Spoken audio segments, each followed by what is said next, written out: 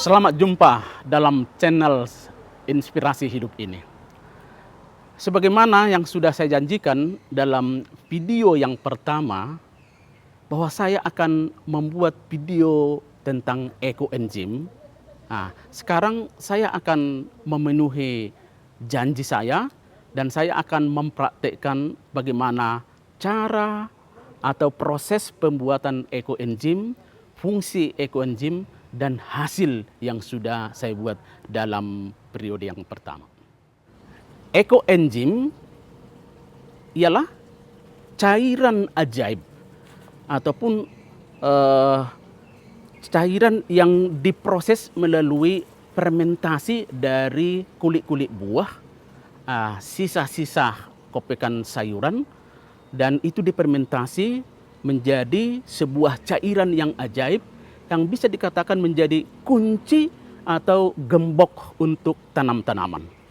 Jadi ekoenzim ini akan mempercepat sel-sel yang ada di dalam tanah untuk menumbuhkan dan mengaktifkan sel-sel yang ada, maka menjadi tumbuhan itu sehat. Ekoenzim sebenarnya belum familiar di tempat kita.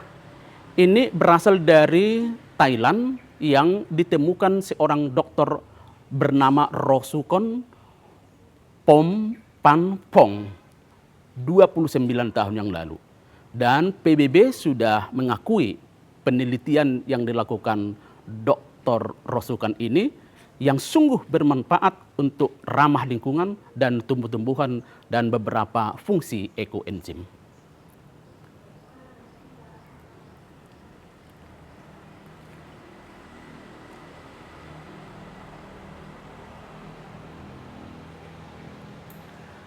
Apa yang dibutuhkan untuk membuat ekoenzim? Sebenarnya sederhana saja. Tetap kembali kita bagaimana manajemen limbah dapur. Jadi hanya 3 saja yang kita butuhkan untuk membuat ekoenzim. Yang pertama,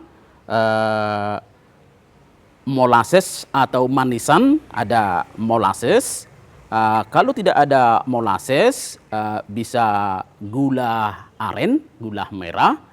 Kalau tidak ada gula merah atau molasses, yang paling terakhir gula putih. Tapi memang tidak direkomendasikan untuk memakai gula putih. Baru yang kedua, jenis-jenis kulit buah. Kulit buah apa saja? Ada pisang, ada nanas, ada jeruk, ada semangka. Sebahagian sudah saya cincang, saya halusin. Di sana sudah coba buat tabungan beberapa minggu ini. Lalu yang ketiga, air. Ini air, sederhana saja. Air hanya persyaratannya jangan dari pom, tetapi kalau boleh dari air hujan atau yang kita air pompa, kalau boleh dari air hasil dari AC itu. Jadi perbandingannya 1, 3, 10. 1 manisan, 3 kulit buah, 10 air. Satu hal yang mungkin sangat perlu kita perhatikan proses pembuatan ekoenzim, terutama tentang kulit buah, lebih baik kalau kita cincang, kita buat halus. Seperti yang di sana sudah saya buat ada 30 kilo.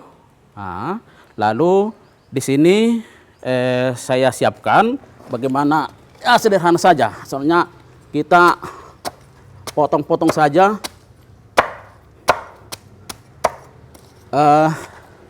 Sampai halus. Itu lebih mempergampang proses pengeluaran enzimnya nanti.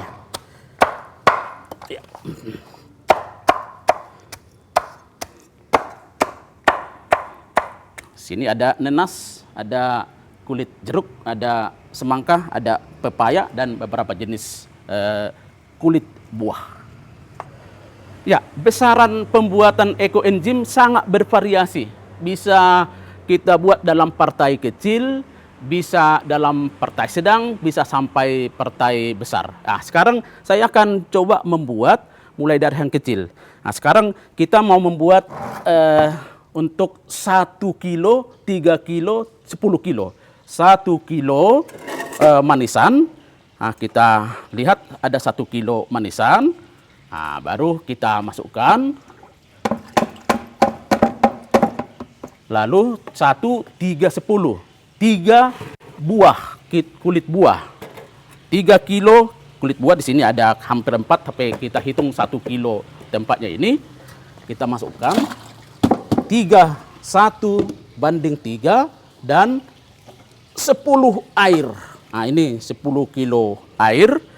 Nah, langsung kita masukkan. Ya. Ini sudah, ini partai kecil dan langsung kita tutup. Kita tetap ingat caranya anaerob, hampa udara, tanpa udara. Ya. Ini sangat gampang. Jadi untuk keluarga, untuk membuat partai kecil sebesar ini sangat sederhana, sangat gampang dan sangat mudah. Nah, 1, 3, 10. Itu aja kita ingat. Sesudah kita mulai untuk proses fermentasi ekoenzim ini, kita ikuti proses minimal 90 hari, 3 bulan. Makin lama, 4 bulan, 5 bulan, makin bagus. Tapi minimal 90 hari atau 3 bulan. Selain dengan partai kecil, kita bisa membuat partai besar. Tergantung bagaimana material yang tersedia dari manajemen limbah dapur kita. Nah, kami di komunitas ini cukup banyak memproduksi limbah kulit buah, maka tidak sulit mengumpulkan sampai 30 kilo, 50 kilo 1 minggu. Nah, sekarang saya akan mempraktekkan bagaimana membuat ekoenzim dengan 10 kilo manisan, 30 kilo kulit buah, dan 100 kilo air. Nah, sekarang bagaimana? Sama dengan partai yang kecil tadi. Nah, sekarang kita mulai prosesnya. Nah, sekarang ini di sini sudah ada 50 kilo air. Tadi sudah saya masukkan 50 kilo. Nah, sekarang tinggal 50 kilo lagi. Ini ada 17 kilo rata-rata. Ya, bisa kita kilo. Ya, ini 20 kilo. Waktu kita masukkan. Ini sudah 70.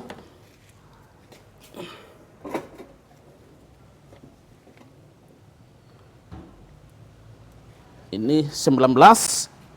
Berarti sudah 90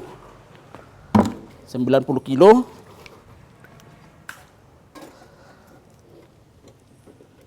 Ini 20, berarti kita setengah saja. Ya, ini 100 kilo air. 100 kilo air, baru kita masukkan 30 kilo kulit buah. 30 kilo kulit buah. Ini 22 kilo.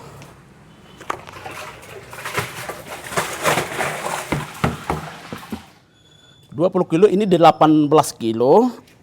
Kita masukkan saja. 18 tambah 20. Berapa tadi itu? 22 kilo. Ya, tambah ini. Tambah 10 kilo. Berarti 30. Ya. Sekarang sudah masuk 100 kilo air, 30 kilo kulit buah, tinggal 10 kilo manisan. Ini 10 kilo manisan. Ya, pas 10 kilo manisan.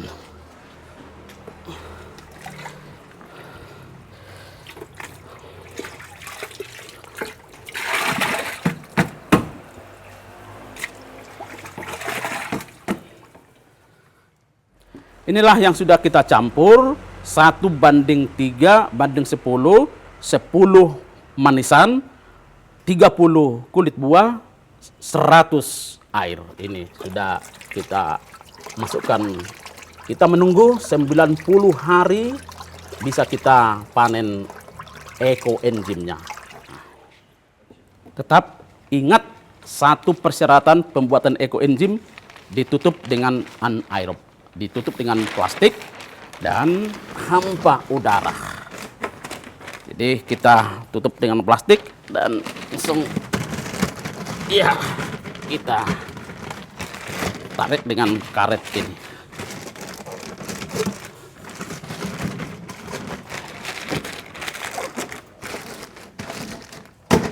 Ya. Karena proses ini akan menghasilkan gas, maka untuk mengatasi gas yang berlebihan di dalam wadah ini, kita membutuhkan pipa untuk mengeluarkan gas. Caranya kita persiapkan aqua dan kita isi dengan air. Lubangnya kita buat dari atas. Ujung yang lain kita masukkan ke wadah ini.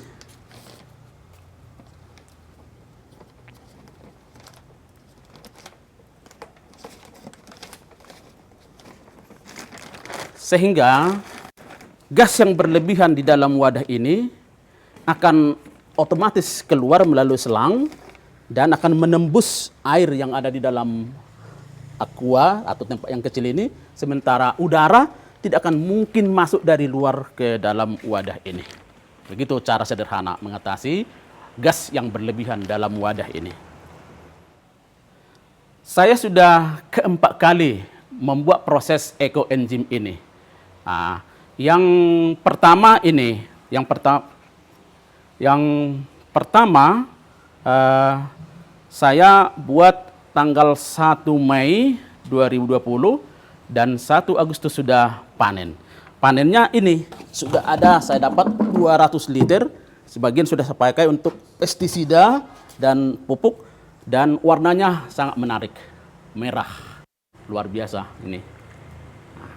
Sementara proses yang kedua yang skala besar, saya buat tanggal 21 Juli.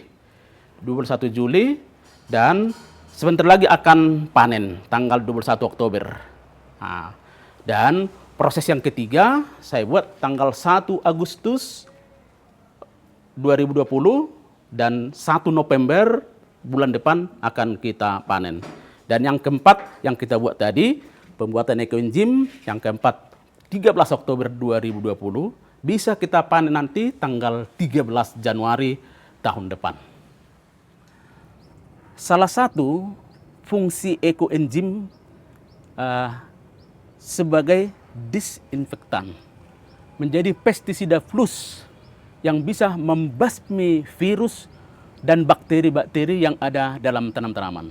Nah, caranya 1:100. Nah, jadi satu ekoenzim 100 air.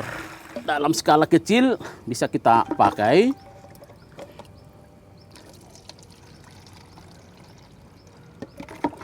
Seperti dalam video yang pertama, bahwa sayuran-sayuran yang ada di komunitas kami ini tidak pernah memakai kimia, pestisida kimia. Kami hanya memakai pestisida nabati atau pestisida plus, itu yang dari ekoenzim. Nah, seperti ini ada tanaman mentimun, mungkin ada bakteri atau virus, ya saya langsung siram seperti ini saja. Nah, besok atau sore ini sudah berhenti. Nah, ini sangat murah, meriah, dan mudah kita aplikasikan. Dan ramah lingkungan, tidak mencemari udara dan tidak mengandung racun. Ini nabati asli. Selain pestisida flus untuk pembasmi hama, virus, dan bakteri, juga kita manfaatkan ekoenzim untuk pupuk cair. Nah, ini ada bayam, langsung kita siramkan seperti ini. Ini biasanya saya pakai sekali 4 hari. Ini ada kasturi, pokcoy, ini ada terong. Ini ada sayur kailan. Kita siramkan saja.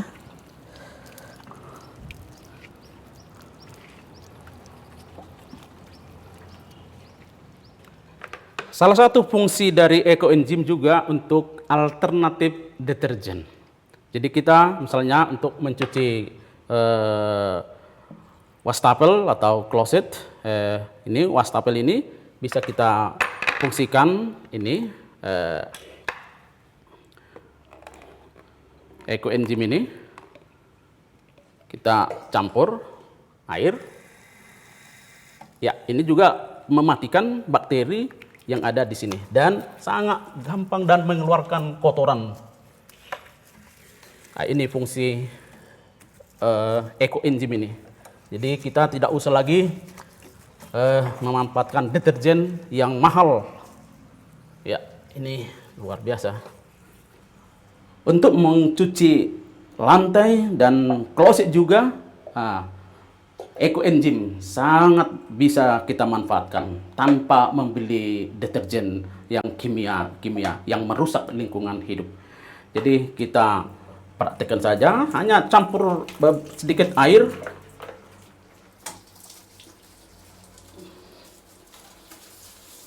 Dan sekaligus mematikan bakteri-bakteri virus yang ada di sini. Nah, itu. Dan untuk lantai tinggal tetesan saja.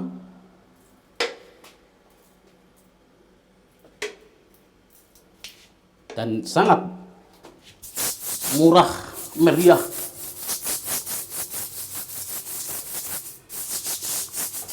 Dan mematikan kuman-kuman yang ada di lantai. Aromanya seperti aroma minuman keras. Karena memang sudah 3 bulan diproses.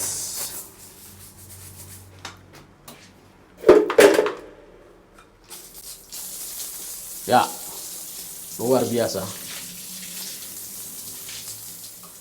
Dapur atau gudang bahan makanan yang disimpan di dapur selalu mengundang semut, kecoa, dan binatang-binatang lain. Nah, sekarang bisa kita semprotkan sekali seminggu di belakang, di bawah tempat barang-barang seperti ini.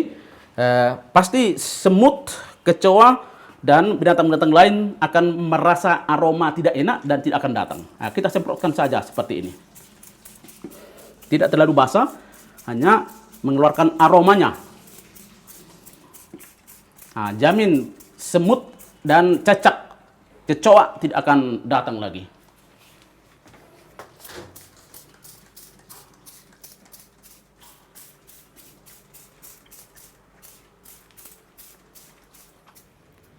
Selain beberapa fungsi pembersih dari ekoenzim tadi, juga bisa menjadi alat pembersih kaca tanpa memakai bahan-bahan yang mahal, bahan-bahan kimia. Jadi bisa kita tinggal lap, nanti akan kami tunjukkan bagaimana perbandingannya itu, caranya memakai untuk alat pembersih. Masih ada lagi fungsi dari ekoenzim ini yang sungguh-sungguh bisa mengatasi lingkungan hidup. Kolam yang sudah terkontaminasi dengan deterjen, sungai yang terkontaminasi, bisa kita netralisir lagi dengan ekoenzim dengan perbandingan 1:1000. 1 liter ekoenzim kalau sungai atau kolam kita 1000 liter. Jadi 1:1000. Itu akan mengembalikan normalisasi air yang biasa, tidak kena terkontaminasi lagi. Maka dengan demikian kita tidak akan mengalami kesulitan untuk melanjutkan usaha kita memelihara ikan, memelihara udang atau ikan-ikan jenis lain. Dan satu lagi yang bisa kita manfaatkan ekoenzim ini adalah untuk pengobatan tradisional. Beberapa testimonio yang sudah disaksikan oleh orang yang saya tahu, misalnya alat merendam kaki. siang dan malam 2 kali. Bagi orang yang berpenyakit rematik, bisa 2 kali rendam dan pasti mengalami perubahan dan kesegaran kembali. Ya, jadi kita sudah beberapa video kita tonton hidup ekologis. Yang kedua, kita juga sudah membuat POC, pupuk organik cair dari limbah dapur. Lalu kita juga sudah menayangkan video PGPR, Plant Growth Promoting Rhizobacteria, dan itu juga dari alam, akar-akaran, dan kita sekarang sudah membuat video ekoenzim, semua alam. Maka kita tidak ada alasan kita lagi untuk kesulitan melakukan tanam-tanaman ataupun bercocok tanam.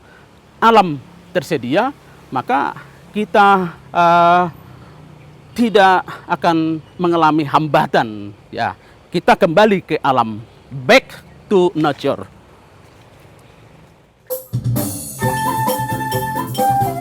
Bagi teman-teman semua yang bergabung, saya minta untuk menekan tombol subscribe di bawah ini dan tekan loncengnya supaya teman-teman selalu mendapat informasi setiap kali kita mengupload video yang baru. Dan jangan lupa like, share, dan komen.